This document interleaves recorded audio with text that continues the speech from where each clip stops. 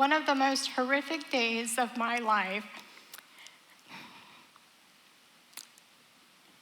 happened on Memorial Day in 2009.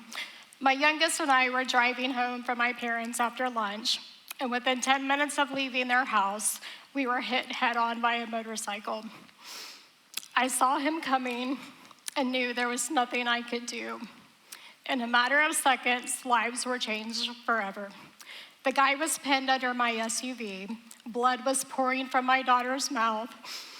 My left arm was burning with pain, and people everywhere were screaming and crying as there were a group of about 20 other people with the guy who was riding his motorcycle.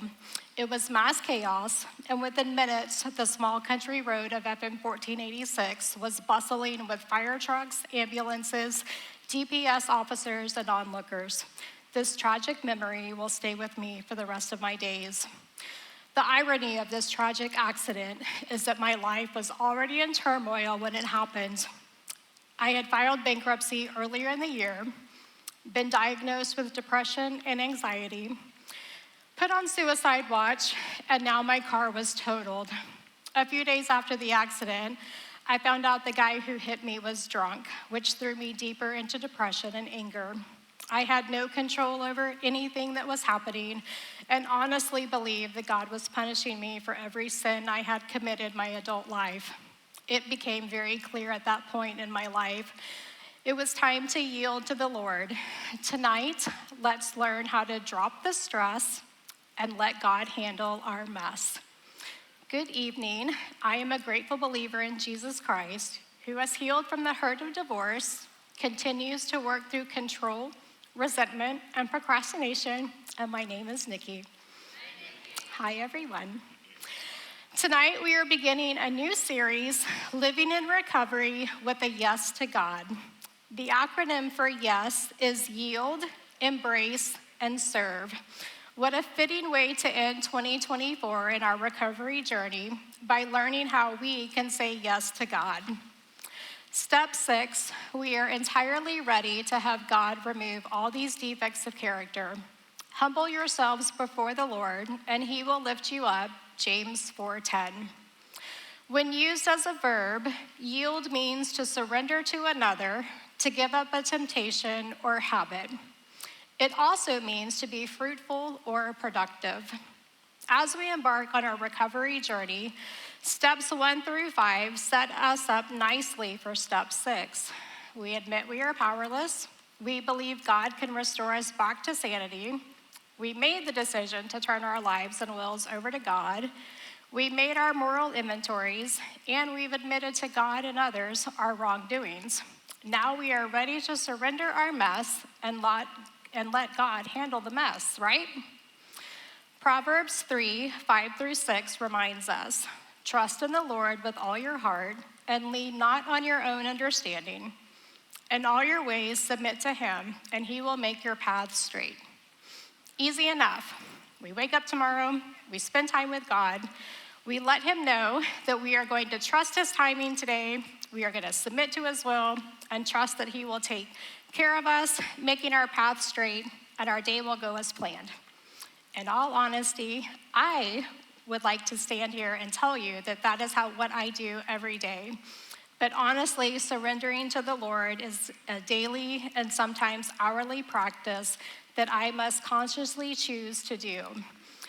And it's one of the most unnatural things that I have ever done in my life. Some of you may think that surrendering is a sign of weakness, and honestly, as a society, we may have been taught that. Surrendering can also mean giving up control, which my flesh really struggles with. Maybe some of you can relate. Thankfully, with the Lord's grace and mercy, I can retrain my thought process that surrendering to the Lord will give me the peace and healing that I have been seeking my entire adult life. So how can we put step 6 into practice and yield ourselves to God?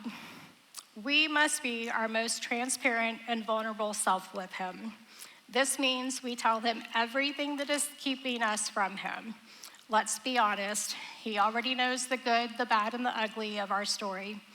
However, when you yourself take the time to tell him word for word, out loud why you do not trust him, why you do not believe him, why you are angry with him, you are confessing to him your heart. He wants you to be honest with him. He is not going to shame you or reject you for confessing to him what you are feeling. Maybe you have lost a child or a loved one. Maybe your finances are tough. You've lost your job. Your marriage is ending or on shaky ground.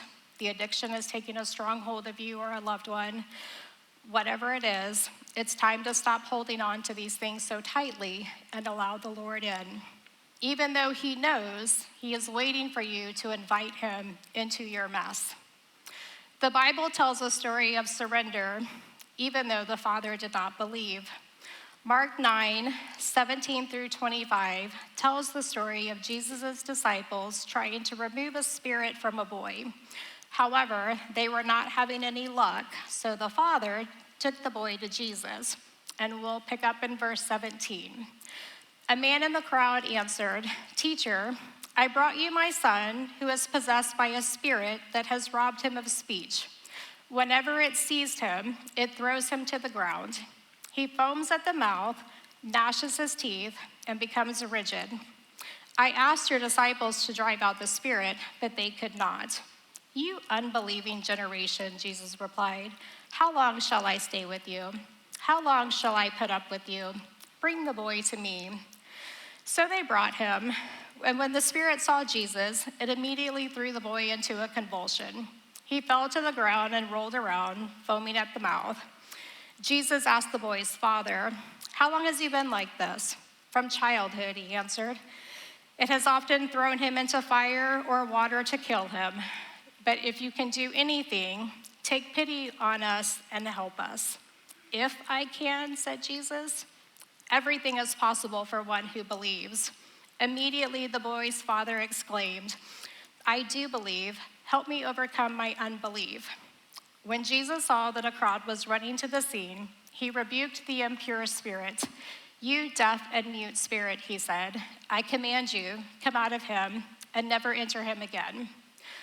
The Father's response to Jesus in verse 22, "If you can," is his honest response to Jesus. He does not wholeheartedly believe that Jesus has the power to heal his son. It does not say how old the boy is, but when asked how long this had been going on, the father said since childhood. As a parent, I am sure this dad had prayed so many times, asked God to take the evil spirits from his son, and wanted so desperately to believe that Jesus could do it. But after so many times of nothing happening, and now Jesus is standing in front of him, ready to heal his son, he doubted. And he was honest to Jesus' face. Jesus did not shame the dad or tell him, "Well, if you had more faith or believed I could do it, I would heal your son. See you next time. Good luck." No, Jesus honors the honesty of the Father and heals his son. Even though the Father doubted, Jesus did what only he can do. He heals us from the inside out. 2009 was a wake-up call for me, but I believed then and continued to believe over the years that God was keeping score of every wrong I had done and that I was too far gone to be loved by God. By 2021, my weight was out of control because I was finding comfort in food. I had no self-worth, still believed God was angry with me for every bad decision I had made my entire life, and I struggled being around people. Some would blame COVID, however, I knew the darkness within my soul would continue to grow. My light was getting dimmer by the second. I had reached a breaking point and was at a loss at what to do. I had been coming to the Met, now Sci Life, for almost 6 years and had what I called a relationship with the Lord. But I knew deep down it was a very superficial relationship, as I was too afraid to admit out loud that my life was a complete dumpster fire. In February of 2021, God put Pastor Rod in my path. He heard a small bit of my story and invited me to CR the following Tuesday. Spoiler alert, I kept coming back. 2 Corinthians 12:9. But he said to me, "My grace is sufficient for you. My power is made perfect in weakness. Therefore, I will boast all the more gladly about my weaknesses so that Christ's power may rest on me.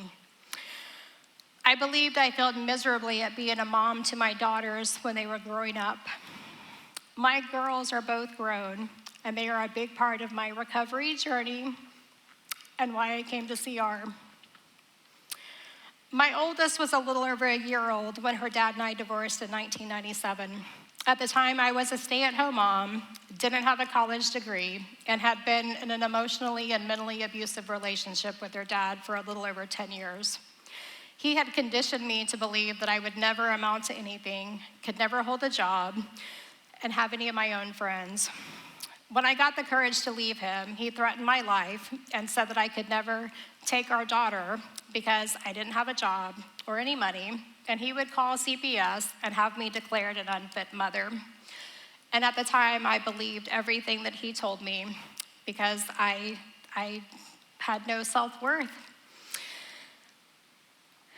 I walked away with my car and my clothes.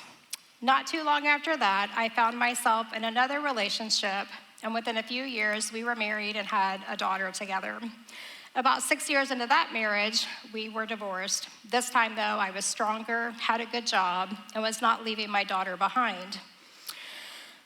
When she was 13, I got remarried, and she ended up not wanting to live with me and chose to live with her dad. And within a year, we were estranged, and the feeling of failing as a mom came flooding back.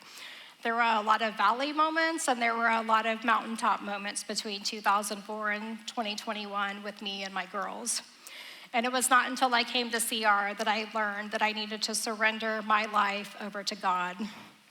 It's something that I struggled with because by this time, my girls were both grown. My oldest was about to become a mom herself, and my youngest was off at college. How could I ever have a relationship with either of them ever again? I had missed out on so much with both over the years, but it was not for me to figure out, but for God to handle. Going through step study, I began to practice yielding to God's will and allowing Him to take control of what I could not. My daughters and their desire to have a relationship with me. I was so desperate to have restored and healthy relationships with my daughters, I surrendered them both over to Him. It was one of the hardest things that I've ever done. That was my part, release them to Him, and trust that He will do His part and they will do their part. For my youngest, it was easier for me to do as we didn't talk much. Surrendering her to the Lord included me meeting with her in Waco 3 years ago. This past November, to make amends and ask for forgiveness, which was my part. I also did this with a heart posture that she might not accept my apology, and I would trust that God would make it right in His time. I am so thankful to say that we made our amends that day and continue restoring our relationship. It's a daily surrender for me, though, because the enemy likes to try and creep back in my head on the times when she doesn't respond right away when I text her. Surrendering my oldest to the Lord has been more challenging as I feel a need to control and protect her.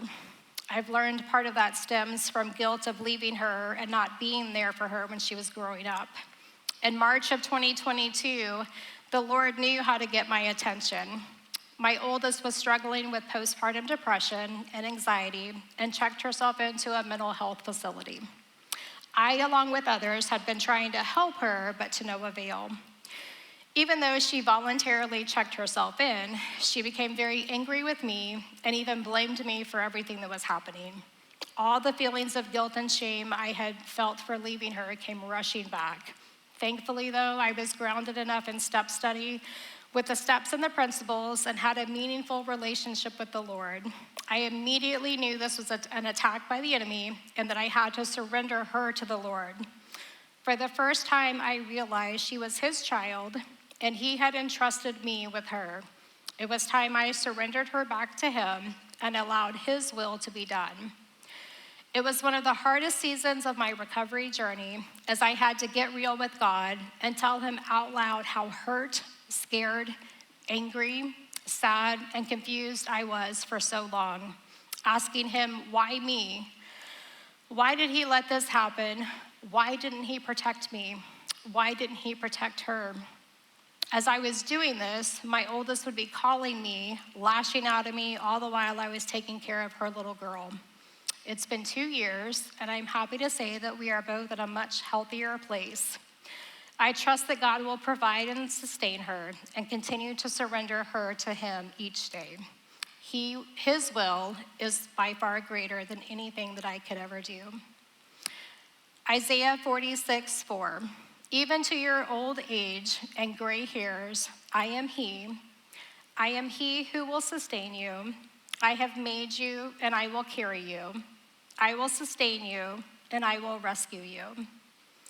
Our Heavenly Father is a loving God who has sent his only Son to die on the cross for us, even though we did nothing to deserve it.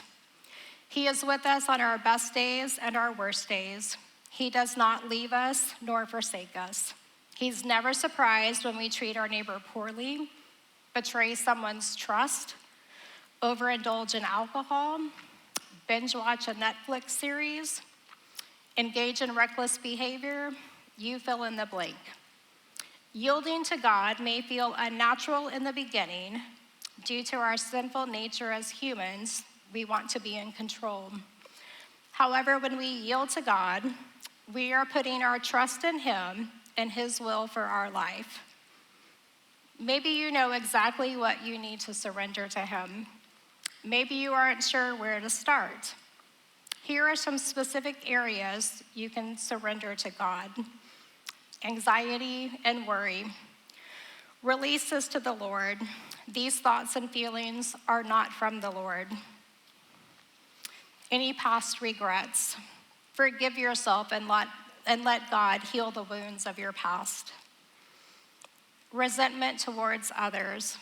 Release the anger and the bitterness, choosing to forgive and move forward. Relationships, parents, children, spouses, ex-spouses, maybe it's friends, siblings. Surrender the need to control or manipulate others or the situations. With the holidays upon us, this time of year can be stressful enough. For you, surrendering the expectations that others have for you during this time of year may be where you need to focus. And finally, your personal agenda. And I know we've talked about this many times in CR. Are the desires of your heart in alignment with God's will for your life? I challenge you to get honest with yourself and with God in these areas of your life. Be vulnerable and transparent with God. Talk to him out loud as you would an open share or to a trusted friend. Ask yourself if you truly believe or need help with your unbelief, and he will help you. Let's learn how to drop the stress and let God handle the mess. 1 Peter 5:6-7. So humble yourselves under the mighty power of God, and at the right time, he will lift you up in honor. Give all your worries and cares to God.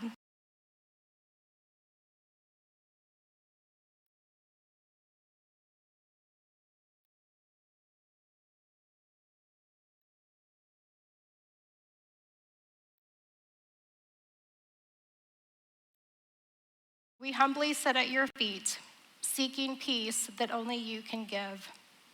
You know the hearts and minds of every person in this room, Lord.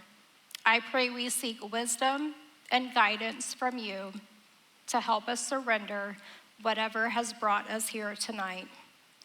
Lord, help us to surrender ourselves over to you and allow you to guide us in our day-to-day lives.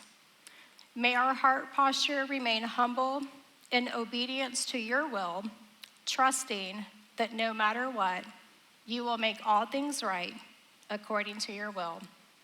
All this I ask in your name. Amen. Thank you.